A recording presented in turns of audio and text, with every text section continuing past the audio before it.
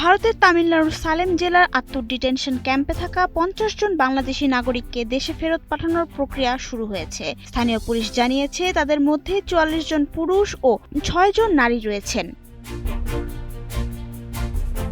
৪ জুলাই ভারতীয় গণমাধ্যম দ্য হিন্দুর এক প্রতিবেদনে বলা হয়, বিশেষ নির্বাসন আদেশের পর পশ্চিমবঙ্গ হয়ে তাদের বাংলাদেশে ফেরত পাঠানোর কার্যক্রম শুরু হয়েছে। এর আগে সালেম জেলার আত্তুর আলুক অফিস কমপ্লেক্সে অবস্থিত বিশেষ ডিটেনশন ক্যাম্পে তাদের রাখা হয়েছিল।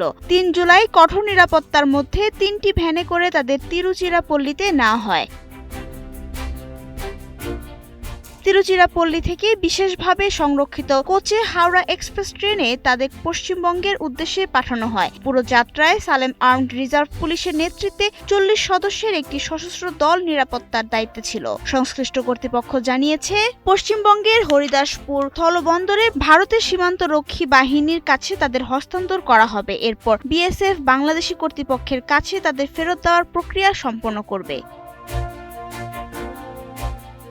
উল্লেখ্য, অনিয়মিত অভিবাসীদের সাময়িকভাবে আটক রাখতে তামিলনাড়ু সরকার আত্তুর ডিটেনশন ক্যাম্পকে বিশেষ ক্যাম্প হিসেবে ব্যবহার করছে। বর্তমানে সেখানে ১৩০ জনের বেশি বিদেশি নাগরিক রয়েছেন। তাদের সবার বিরুদ্ধেই মামলা বিচারাধীন রয়েছে অথবা তারা জামিনে মুক্ত আছেন।